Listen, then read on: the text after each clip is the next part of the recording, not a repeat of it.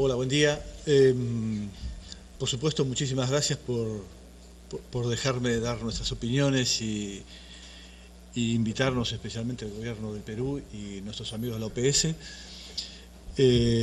Ojalá lo que digamos pueda servir para mejorar el sendero de reformas que Perú tiene que encarar. Son muchos los factores que deben tenerse en cuenta. Y yo voy a tocar solamente algunos, ¿no es cierto? Algunos que tienen que ver básicamente con cuestiones de equidad vinculado en especial al tema de financiamiento, pero uno siempre tiene que tener cuidado de no quedarse con visiones parciales, ¿no es cierto? El mapa es demasiado amplio. Nosotros vamos a recorrer este camino, básicamente algunas reflexiones sobre la región en términos de lo que viene gastando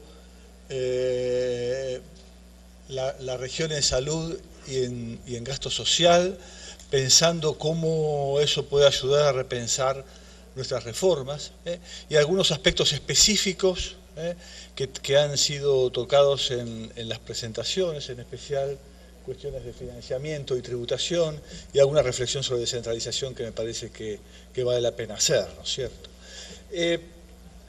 Lo primero que uno ve cuando mira la región es que es una región que está gastando cada vez más en gasto social, ¿no es cierto? El gasto público está aumentando, el gasto social está aumentando el financiamiento para las actividades, está aumentando la prioridad social dentro del gasto público.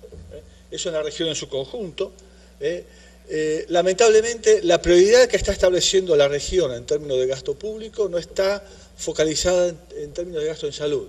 El aumento del gasto público social de nuestra región está básicamente concentrado en el rubro seguridad social, digamos, pensiones y asistencia.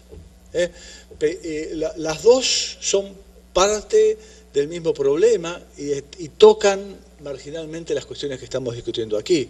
Parte del mismo problema porque lo que hay por detrás de esto es una profunda crisis de nuestros sistemas de pensiones que han obligado a destinar cada vez más recursos al pago de jubilaciones, en especial contributivos, ¿no es cierto?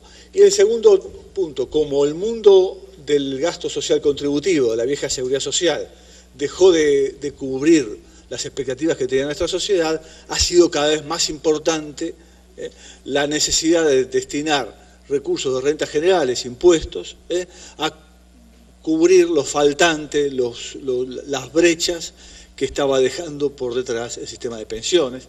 La ministra de Salud chilena nos ha hablado marginalmente de cuestión de pensiones, pero también de salud, y ahí aparece el tema que va siendo un eje importante en la reforma de salud, que es cómo combinar lo contributivo con lo no contributivo y qué impacto tiene eso sobre la salud. Cuando uno mira el impacto distributivo del gasto social tal cual lo tenemos hoy, uno lo que encuentra es que esto es en base a encuestas que se hicieron en un grupo de entre 15 y 18 países dependiendo del gasto, es que los gastos... el gasto de seguridad social, por definición, es el menos redistributivo de todos, ¿no es cierto? Es el gasto basado en sistemas contributivos y que trata de reproducir la curva de distribución del ingreso previa a la seguridad social. Es claro que hay una cuestión metodológica en la medición del impacto distributivo y el índice de Gini que hace que oculte un efecto distributivo algo mayor que el que se muestra ahí, pero claramente es el gasto social con menor capacidad redistributiva.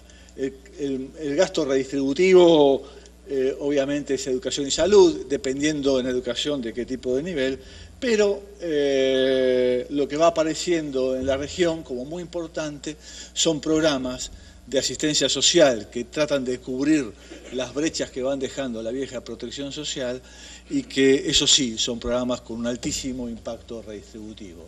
Me refiero a programas como los al estilo Oportunidades en México, Bolsa Familia en Brasil, en Chile tienen el Chile Solidario, digamos, los países van incorporando nuevos programas que tratan de compensar las dificultades en lograr impactos redistributivos en los viejos programas asistenciales. ¿Cuál es el problema que tienen? Obviamente, estoy diciendo una obviedad, pero ¿cómo ilustramos los problemas que tienen nuestros viejos programas sociales de tipo contributivo? Y es que en nuestra región, si nosotros tenemos una medición de la cantidad de dependientes por trabajador formal, lo que tenemos son países con más de 7 dependientes por trabajador formal, o el grupo 1 que aquí se marca son aquellos que tienen más de 5 dependientes por trabajador formal. A ver si encuentro, bueno, Perú estaba ahí en el 2002, ahí en el 2006, está por arriba de 7 dependientes por trabajador formal. Quiere decir esto que la capacidad que tiene la seguridad social tradicional, basada en las contribuciones de los trabajadores formales, son muy bajas para sostener el financiamiento de un sistema de protección social, ya sea de pensiones, pero también de salud, ¿no es cierto? Obviamente lo que marca esta curva es que son los países de mayor nivel de desarrollo, medido por el producto por habitante, aquellos que tienen la menor cantidad de dependientes por trabajador formal. El punto por detrás de este gráfico, que creo que es una pintura muy importante de lo que le pasa a América Latina, es la gran informalidad de nuestras economías. Informalidad que está en el eje de los problemas de los sistemas de salud. Informalidad que marca, por un lado, la insuficiencia de los sistemas basados en el aporte de los trabajadores, pero por otro lado, la dificultad para cobrar impuestos que financien sistemas alternativos. Es la formalidad la que hace débiles la seguridad social, pero es la misma falta de formalidad la que hace que nuestros estados cuenten con tan pocos recursos tributarios para financiar regímenes complementarios. Este es el punto, diría que más importante a tener en cuenta. Ahí voy a pasar rápido la cobertura por quintiles, pero me detengo en esto. Creo que reafirma lo que recién dijo Rubén, ¿no es cierto? Creo el dato debe ser el mismo, por ahí, digo, nosotros tenemos abierto el gasto público en salud en porcentaje del producto por grupo de países, pero el problema es que hay un grupo de países, entre los que está Perú, que el gasto público en salud tiene en promedio cerca del 2% del producto, y a su vez es ese mismo grupo el que tiene la cobertura más baja. El bajo gasto está combinado con baja cobertura y eso es lo que genera grandes problemas de equidad, ¿no es cierto? ¿Qué es lo que hay por detrás de los problemas de equidad en los sistemas fragmentados? Y acá, acá sí quiero incorporar una cuestión adicional, que es los problemas de equidad que se generan en sistemas duales, ¿no es cierto?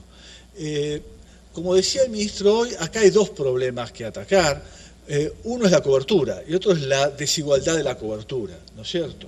Entonces, toda vez que uno tiene sistemas en donde combinan, como decía recién Rubén, sistemas mixtos, claramente la cobertura que recibe la sociedad, los distintos grupos de población es diferente. No hemos logrado todavía en América Latina tener experiencias de sistemas mixtos en donde la cobertura sea realmente homogénea. Hay algunos que están acercándose a ese escenario, otros que no. Creo que el caso colombiano, con la reforma de los últimos 10 años, es un muy buen ejemplo de un país que está luchando por lograr una cobertura uniforme entre los dos segmentos. La experiencia uruguaya presente también es importante, pero claro, son países de cobertura alta y alto gasto, ¿no es cierto? Y están peleando por ver cómo llegan a la cobertura. Lo que hoy tenemos en la región, un poco es una presentación de lo mismo que dijo Rubén, es que hay algunos países entre los cuales sobresale obviamente Cuba, y me parece que Brasil es el otro caso distinto, pero con esa característica de sistemas predominantemente públicos, ¿no es cierto? Al ser sistemas predominantemente públicos, al igual que el sistema inglés, son sistemas de cobertura homogénea. El resto de países combina una parte de gasto público con una seguridad social que cubre básicamente a los trabajadores formales. Siempre que uno tenga esta dualidad, lo que está teniendo es un doble patrón de derechos, ¿no es cierto? Están los derechos de los que aportan y los derechos de los que no aportan y que viven de impuestos de rentas generales, que por otro lado también pagan aquellos que contribuyen al sistema contributivo, con lo cual hay un problema de equidad que lo han resuelto algunos países en Europa eliminando las contribuciones, ¿no es cierto? Y basando los sistemas exclusivamente en financiamiento con impuestos de rentas generales. En este camino de transitar hacia el abandono de contribuciones a la seguridad social, de impuestos al trabajo, creo que el caso que citó Rubén más claro es el de España, ¿no es cierto? Que en un proceso paulatino, y es un caso para mirar con detenimiento, un país que decide cambiar la fuente de financiamiento, decide hacerlo en un proceso que demoró, no sé, más de 10 años, un proceso muy largo, ¿no es cierto?, hasta llegar a poder resignar totalmente los impuestos a la nómina salarial.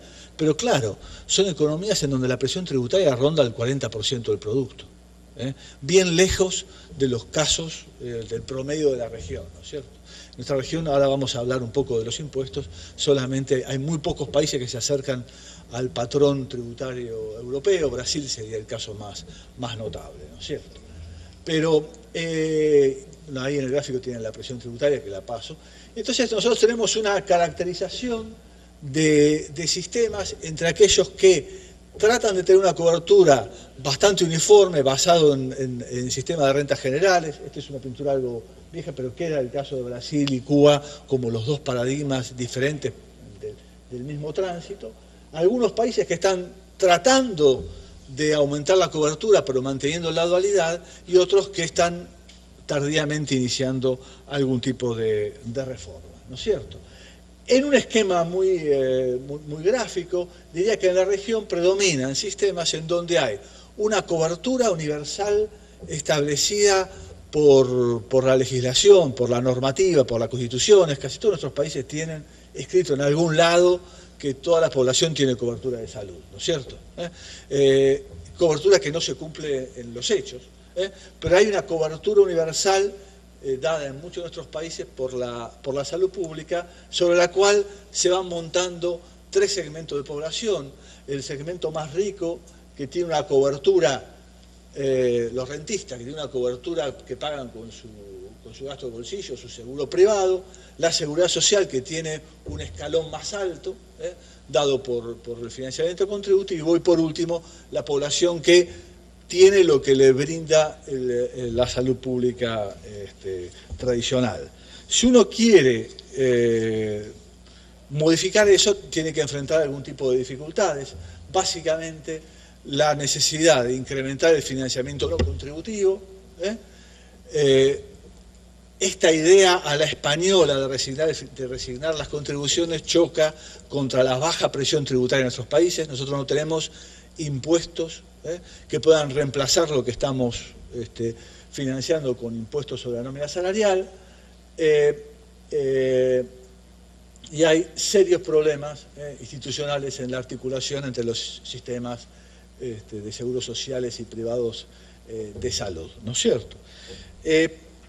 Y pasando a los desafíos entonces que debe enfrentar la protección social, yo quisiera poner acento, aunque sé que no son los dos únicos aspectos que hay que tener en cuenta, pero poner acento sobre dos ejes que hay que tener especial cuidado. El primero, que tiene que ver con la descentralización, y el segundo con el financiamiento.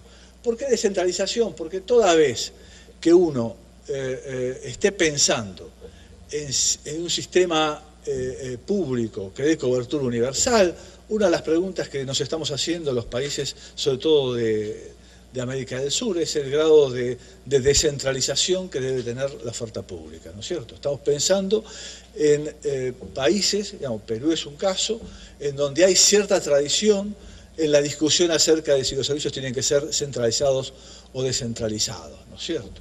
En eso, la discusión de Perú seguramente es un poco distinta a la que vimos de Chile, básicamente por las características territoriales de los países, en una región en donde la historia de la descentralización es una historia un poco, yo diría triste, ¿no es cierto? ¿Por qué?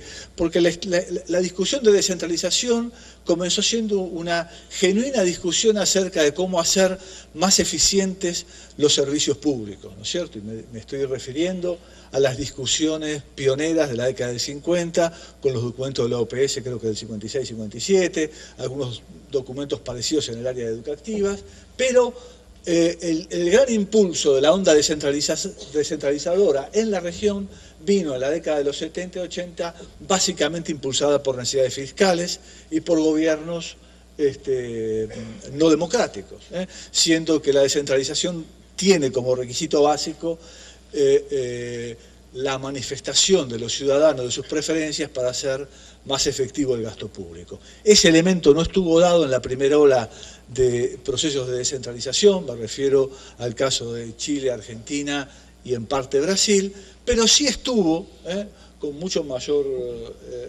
peso en la segunda ola de descentralización de la cual participó Perú, en donde se hace una ola de descentralización durante gobiernos democráticos, pero con una fuerte puja entre regiones o entre región y gobierno central acerca de quién se hace cargo de los servicios públicos, básicamente salud y educación.